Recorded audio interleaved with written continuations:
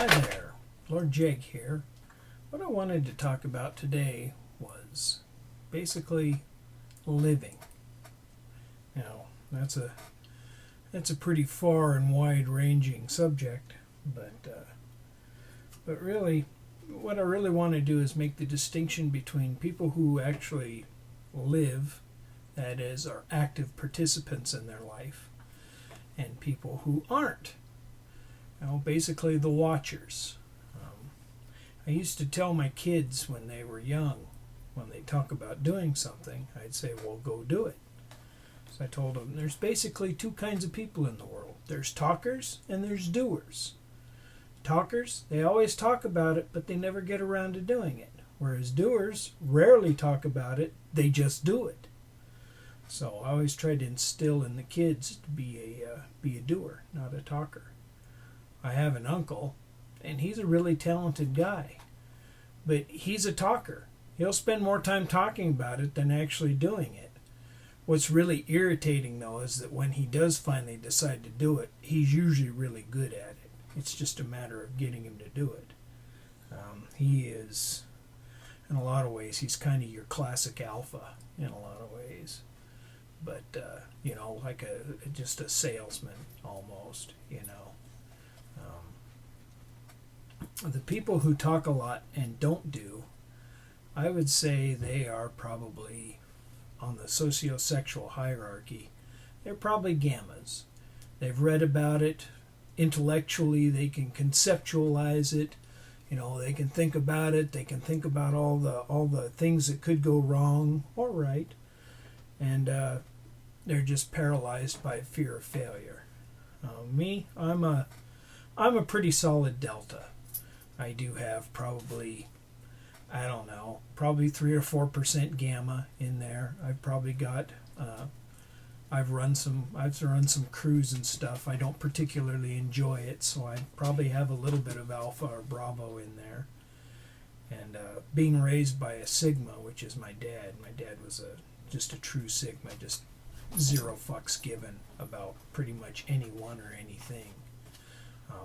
Just focuses on doing his own thing. He's so I got a little bit of that too, but mostly delta, and that kind of comes to the theme in the title. You'll see, it reminds me of a song by Hello. Why do you always do this when I'm trying to talk? Huh? It's because you want to be part of the conversation too. By the way, if you ever get a dog and you want to get a Vizsla, just remember, they're needy and codependent. Yes, they are. They really are. They're a great dog, especially if you want to go hunting or you like to take them to the range with you to go shooting, because they don't get bothered at all by gunfire. Fireworks, gunfire, backfires, loud noises, doesn't bother them a bit. I've got other dogs, they lose their shit when you hear gunfire. But her, whatever. She's just looking for the bunny. She wants to just go murder Bunny. But anyway.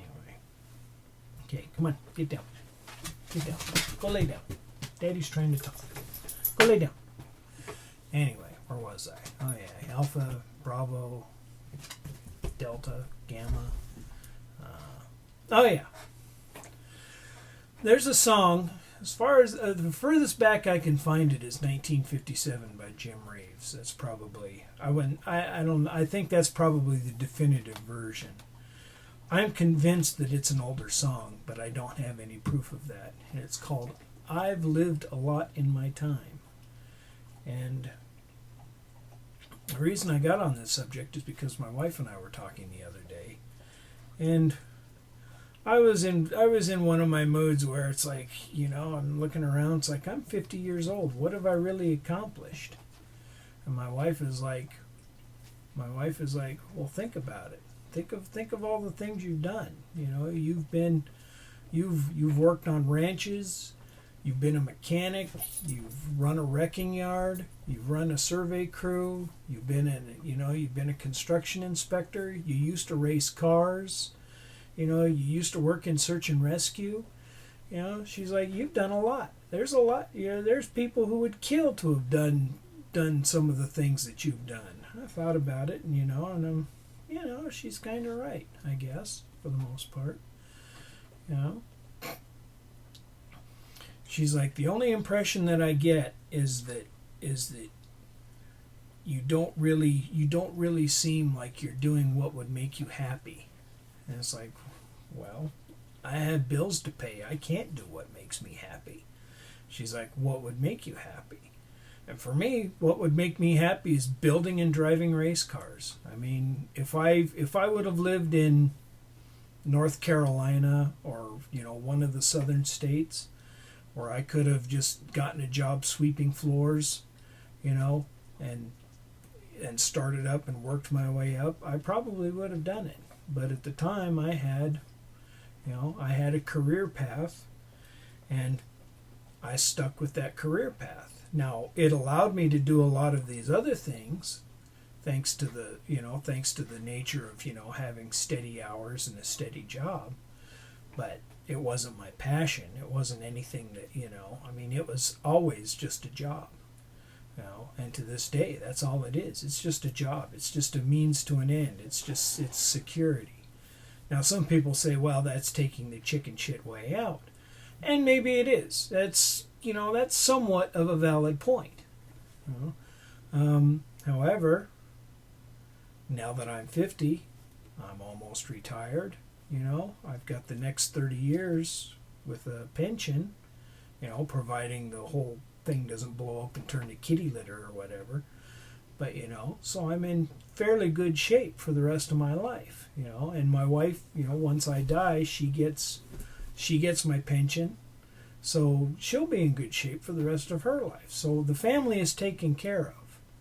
And that was the long-term goal. So as far as that goes, that's a success. Now, did I have to put my own happiness on hold for that? Well, yeah, I did. But in the grand scheme of things, that's kind of an acceptable compromise. People always tell you, oh, do what makes you happy, do what makes you happy, follow your passion, follow your bliss. That's kind of, that's basically baby boomer bullshit. I mean, if there's something that you really want to do, then go ahead and do it. But if you've got a family or you've got a life and you've got responsibilities, make sure that you're not pissing away all your responsibilities to go just do what makes you happy. Sometimes you have to suck it up and put on your big boy pants and do what needs to be done. The fun can come later, or the fun can come on the weekends or whatever.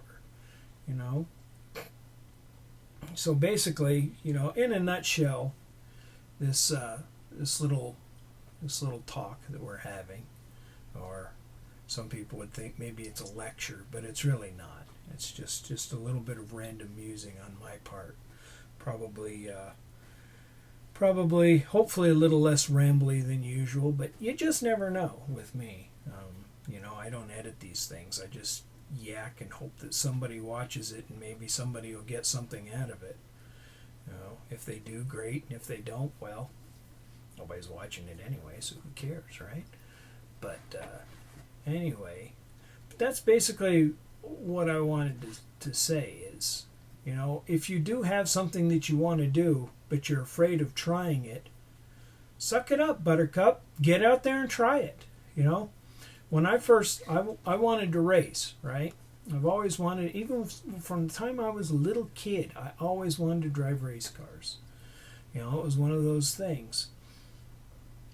So when I was about 19, I guess, I dropped out of electrical engineering. I was going to school for electrical engineering, and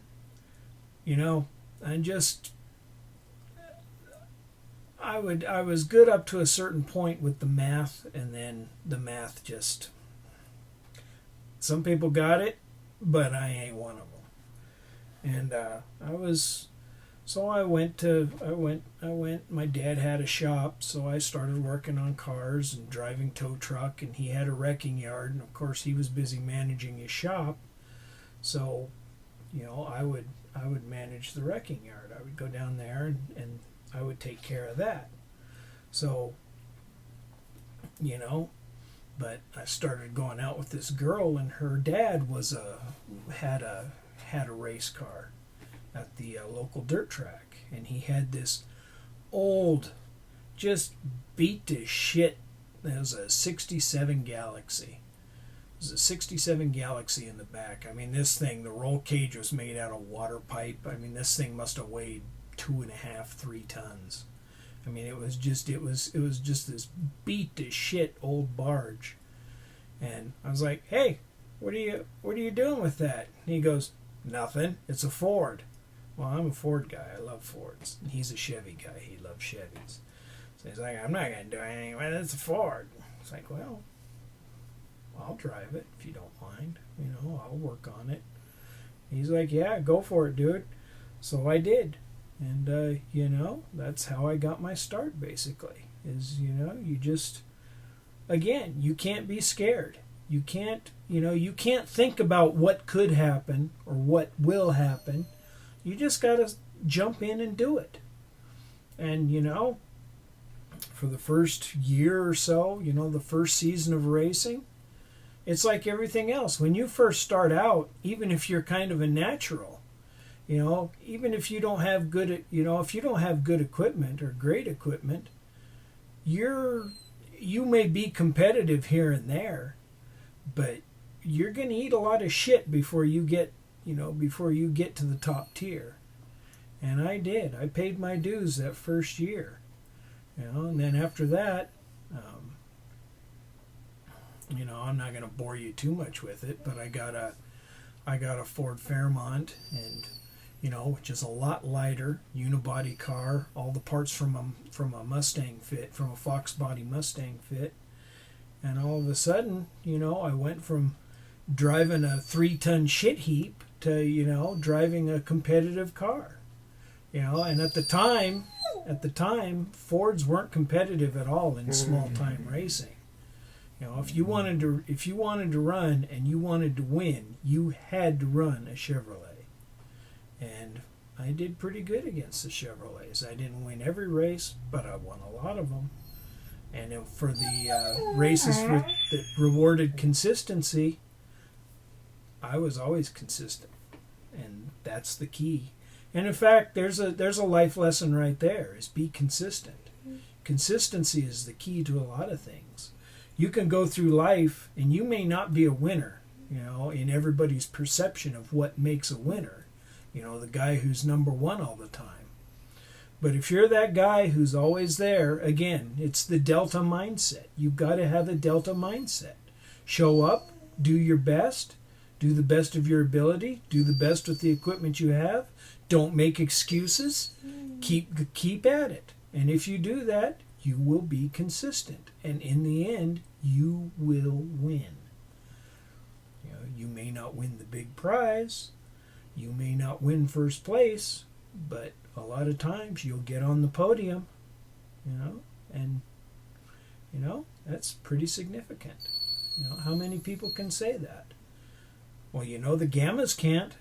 They're the secret king. They've won in their minds, but you look at them, and what have they done? What are they doing? They can only tear down. They can't build up. They can only destroy. They can't create. They're like SJWs. So that's basically the takeaway from this is, do as much as you can. Do as much as you want. Don't be scared. Just get out there and do it. And if it works, great. And if it doesn't, you have two choices. Either move on to something else or keep plugging away at it and hope you get better. Anyway, that's all I got for tonight. Thanks for stopping by, and we'll talk to you later. Take care.